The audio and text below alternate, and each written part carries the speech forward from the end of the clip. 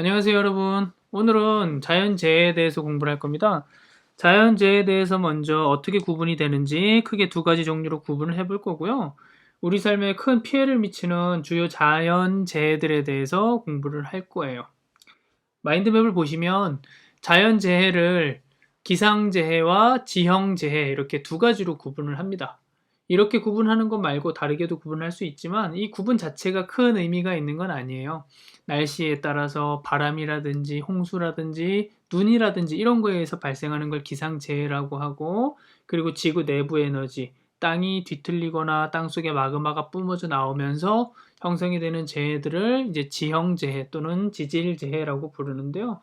이 구분에 대해서 여러분들이 명확하게 알아야 되는 게 아니라 이 우리 삶에 큰 영향을 미치는 자연재해들, 화산이라든지 지진, 쓰나미, 태풍 등 이렇게 직접적인 영향을 미치는 자연재해들이 왜 발생하고 이것이 우리 인간 생활에 어떻게 피해를 미쳤는지, 최근에 있었던 사례들은 무엇인지, 인간의 극복 방안, 대책은 무엇인지 이런 거에 대해서 학습을 해야 되는 거예요. 그게 오늘 수업의 포인트라고 볼 수가 있겠습니다.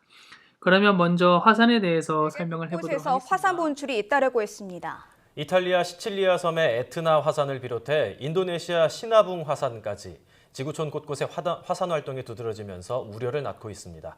박기현 기자가 보도합니다. 마치 원자폭탄을 터뜨린 듯 거대한 회색 구름이 하늘 위를 가득 뒤덮었습니다. 며칠 전 화산이 폭발해 7명의 사망자를 냈던 인도네시아 시나붕 화산이 또 분출했습니다. 다행히 아직 인명피해는 없었지만 화산 분출지대가 마을에서 겨우 6km 거리여서 여성과 노약자, 아이들은 급히 대피했습니다. Ya, harapan kita sampai sekarang cuman inilah yang kejadian yang terakhir seperti ini, dan harapan kepada pemerintah, masyarakat yang terdampak di sekitar lereng Sinabung maunya diperhatikan lebih.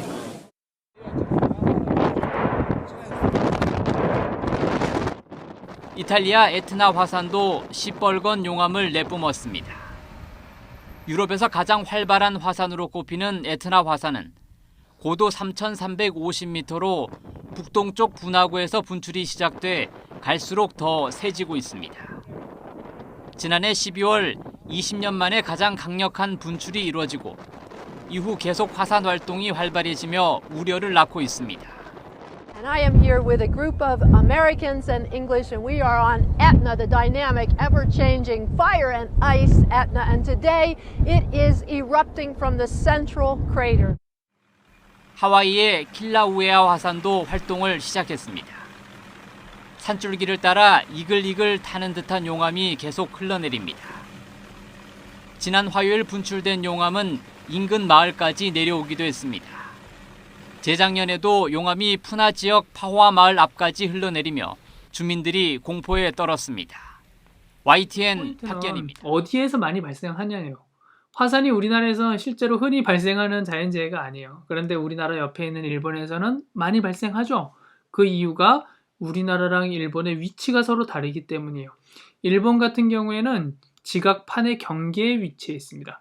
지각판과 지각판이 움직이면 경계 부분이 부딪히게 돼요. 그러면 그 경계 부분은 서로 부딪히니까 마찰열이 발생하고 마그마가 만들어지고 지진과 화산이 발생할 수 있는 거죠.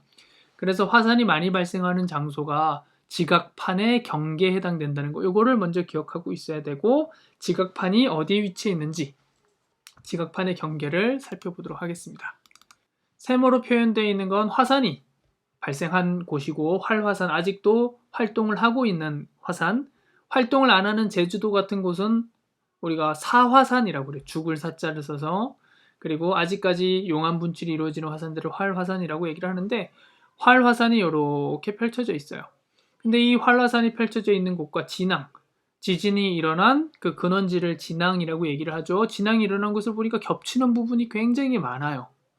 여기에서 확인할 수 있는 게 뭐냐면 지진과 화산이 특정 지역을 중심으로 발생한다는 거죠. 그래서 특정 지역을 중심으로 발생되는 걸 확인해 보게 되면 지금 여기에 일본이 여기 있죠. 우리나라, 일본, 그리고 그 아래에 필리핀을 포함해서 기니섬, 그리고 아래로 내려와서 여기가 뉴질랜드예요. 뉴질랜드를 지나서 여기에 남아메리카를 지나 이렇게 중앙아메리카를 지나 북아메리카를 지나서 알래스카 그리고 여기에 캄차카 반도를 지나서 이렇게 동그란 모양으로 화산과 지진이 굉장히 활발하다는 걸 확인할 수가 있어요. 여기가 바로 그 태평양을 둘러싸고 있는 화산과 지진이 활발한 곳. 이걸 뭐라 부르냐면 환태평양 조산대라고 불러요. 조산이라는 게 산을 만드는 거. 산을 만드니까 지진이랑 화산이 활발한 거예요. 땅 움직임이 많으면 산이 만들어질 수 있는 거죠. 땅이 부딪히면서. 그래서 이 환태평양 조산대가 동그란 고리 모양이고 화산이 많이 발생하기 때문에 뭐라 부르냐면 불의 고리라고 얘기를 해요. 그래서 여기에 속해 있기 때문에 일본이 화산이 많은 거고 우리나라는 여기에서 벗어나 있기 때문에 화산이 별로 없는 거예요. 그리고 또 하나 화산 발생이 많은 곳이 화산과 지진 발생 많은 곳이 이쪽이에요. 여기 보면 인도네시아 그리고 말레이시아 그리고 히말라야 산맥 여기는 지진만 굉장히 활발하죠. 그리고 더 가다 보면 카프카스 산맥을 지나서 터키를 지나서 이쪽까지 이렇게 이어지게 되는데 요거를 뭐라 부르냐면 이 라인을 알프스 히말라야 산맥 알프스 히말라야 조산대라고 얘기를 해요. 여기도 역시 지진과 화산이 다른 지역에 비해서 많이 발생하는 지역이에요. 그래서 우리가 화산이 많이 발생하는 지역에 대해서 공부를 할 때 이 알프스 히말라야 조산대 그리고 환태평양 조산대를 중심으로 많이 이루어진다고 얘기를 하고 우리가 지난 시간에 화산 지형 배우면서 또 하나 배운 거 있죠. 온천과 간헐천이 많고 지각이 양옆으로 갈라지면서 많이 매년 영토가 넓어지고 있는 나라. 그게 바로 이쪽이에요. 지금 지도상으로는 약간 벗어나 있는 것 같은데 여기예요. 여기가 아이슬란드고 이 아이슬란드를 중심으로 지나가고 있는 라인이 대서양 중앙 해령이 되는 거죠. 여기가 지각판의 경계가 되는 거예요. 선생님이 지금 표시한 환태평양 조산대, 알프스 히말라야 조산대, 그리고 대서양 중앙 해령 모두가 지각판의 경계에 해당하기 때문에 지진과 화산이 활발한 거라고 생각하시면 되겠습니다. 그래서 이 세 가지를 지금 적어둔 거고요. 화산에 의해서 발생하는 피해들은 화산 폭발이 일어나면서 화산탄, 용암들이 급격히 식으면서 커다란 돌덩어리가 돼서 마을이나 가축들을 습격하죠. 막 떨어져 내리는 거예요. 큰 돌들이. 직경이 몇 미터 되는 굉장히 큰 돌들도 날아온다고 얘기를 해요. 그리고 마그마가 지표면을 덮으면서 지나가니까 그 땅 위에 있던 농경지라든지 산림이라든지 마을이 다 폐허가 되는 거죠. 그리고 또 하나는 화산 폭발 때 나온 먼지들, 그걸 화산재라고 부르는데 이 화산재가 하늘로 올라가게 되면 항공기에 결항을 유도하고 햇빛을 차단하게 되니까 화산재가 둘러싸면서 기온이 하강하면서 농작물의 수확량이 감소한다는 문제점이 발생할 수가 있어요. 이게 화산재로 인해서 발생하는 문제라고 볼 수가 있고 사람들은 먼지가 하늘을 뒤덮고 있는 거니까 좋은 먼지가 아니죠. 호흡기 질환에 걸릴 수 있다. 이게 지금 화산재에 의해서 발생하는 피해들이라고 볼 수가 있겠습니다.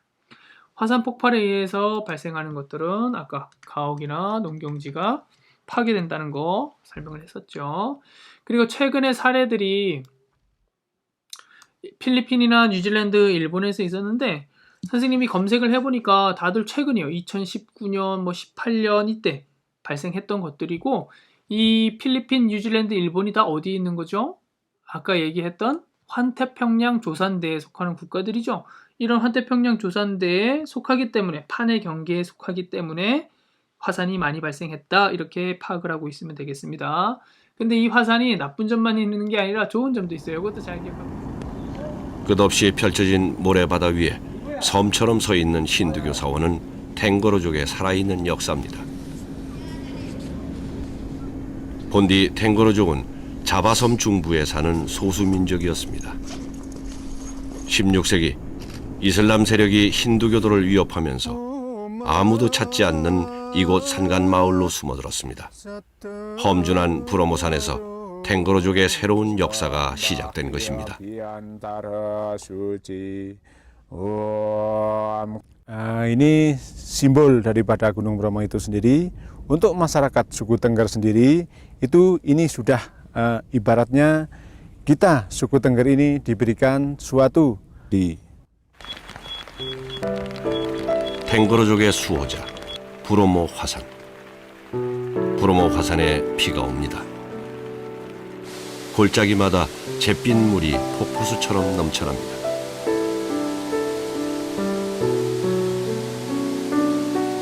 화산재가 빗물에 휩쓸려 내려오기 때문이죠. 산길 물길을 따라 굽이굽이 흘러내려온 빗물은 탱고로족이 사는 마을까지 내려옵니다. 그리고 그들이 일군 밭 구석구석에 스며듭니다.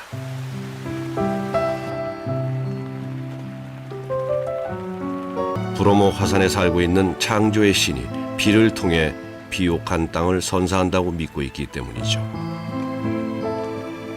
화산에 대한 탱고로족의 수많은 믿음들, 적어도 화산이 대지의 창조자라는 믿음만큼은 과학적으로 근거가 있는 얘기라고 지질학자들은 말합니다.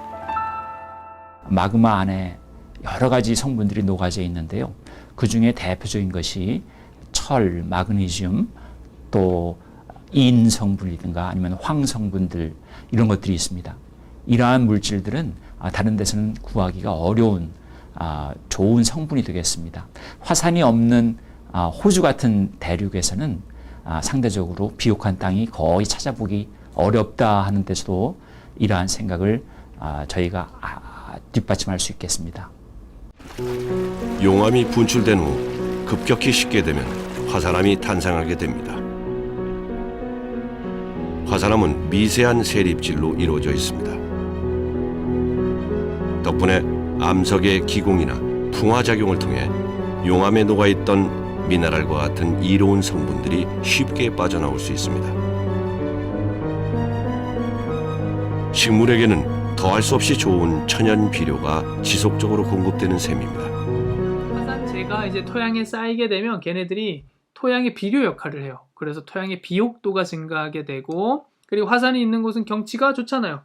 주변에서 잘 못 보던 지형들이 만들어지죠. 제주도 같은 경우도 온천과 간헐천 등도 만들어지고 조그마한 화산들도 볼 수 있으니까 관광 자원으로도 활용할 수 있다. 이게 화산의 특징이 되겠습니다. 다음에 지진. 이 지진은 화산과 발생하는 지역이 겹쳐요. 그래서 이것도 안 적어놨어요. 판의 경계에서 발생해요. 얘도 마찬가지로 판의 경계에서 발생한다. 피해는 땅이 갈라지고 건물이 무너지고 그리고 각종 시설물, 다리라든지 항구라든지 다 파괴가 되는 거죠. 땅이 뒤틀리면서.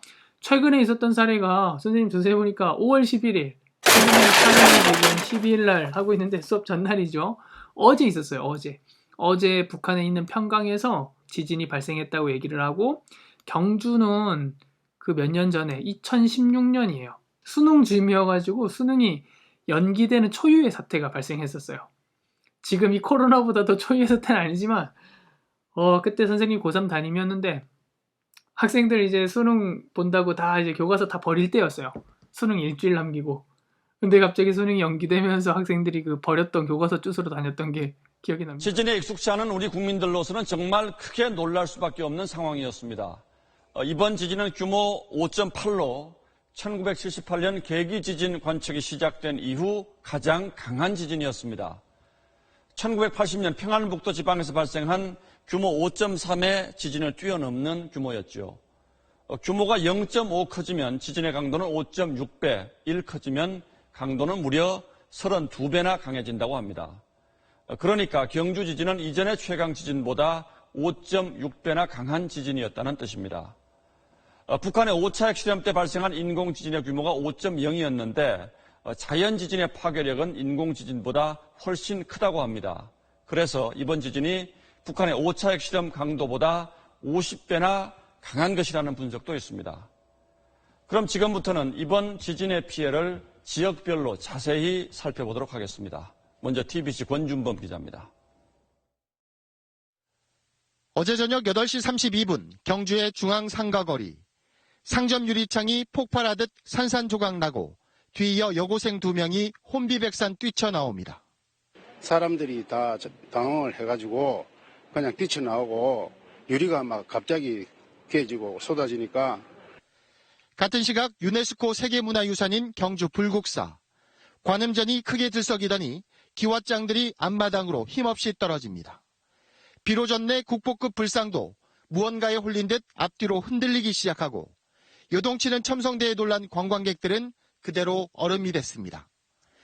강한 진동은 생방송을 타고 고스란히 안방으로 전해졌습니다. 뉴스 도중 굉음과 함께 스튜디오가 무너질 듯 흔들립니다. 김영우 기자가 소개합니다. 하늘이 무너지듯 천장이 내려앉고 건물이 흔들리고 땅이 갈라지면서 병원과 학교 등에는 놀라 뛰쳐나온 사람들로 아수라장을 방불케 했습니다. 침대 자체가 막 흔들리고 여기 닌겐게 같은 게 많으니까 이게 막 심하게 흔들리고 미리 대피하고 그렇습니다. 설상가상으로 밤새도록 여진이 계속되면서 시민들은 악몽과 같은 밤을 뜬 눈으로 지새웠습니다. TBC IT 지진은 2010년에 있었던 지진이거든요. 여기는 중앙아메리카 지역에 있는 국가인데 이 지역이 굉장히 가난한 국가예요. 안 그래도. 근데 지진이 발생하면서 사람들이 먹고 살 수 있는 것들이 싹 없어진 거야. 집도 무너지고. 그래서 여기에 살던 어린이들이 막 진흙 쿠키, 진흙을 구워가지고 이제 과자처럼 먹는 게 뉴스에 나왔었어요. 그냥 보고 좀 마음이 많이 아팠습니다. IT 한번 위치를 보고 갈까요? 여기도 조산대에 속하는 곳이에요. 지금 여기 보면 진흙을 구워가지고 쿠키처럼 만들어 사람들이 먹고 있는 걸 보여주는데 이 사람들이 이렇게 먹었던 이유가 여기 중앙아메리카 지역에 있는 섬국가죠. 여기 도미니카 공화국 서쪽에 있는 이 국가에서 여기도 역시 조산대에 속하기 때문에 강력한 지진이 발생하게 되면서 시설들이 파괴되고 생산시설이 망가지게 되니까 사람들이 먹을 게 없어가지고 진흙을 구워 먹었다는 거예요. 위치 좀 한 번쯤 알아두면 좋을 것 같고요. 일본에는 수시로 발생하죠. 선생님 보니까 얘도 5월 11일 날 발생했더라고. 북한 평강에 5월 11일 날 발생한 거 신문 기사를 찾으려고 인터넷 뒤지니까 일본은 우리나라보다 더 센 지진이 5월 11일 날 이미 발생됐대요. 그래서 여기 다 조산대에 속하기 때문에 많이 발생한 거고 북한 평강이랑 그 경주 같은 경우에 조산대에서 벗어나 있는데 이례적으로 지진이 발생해가지고 큰 피해를 준 거죠. 뭐 요거는 최근에 있었던 거고 큰 피해를 준 건 아니에요.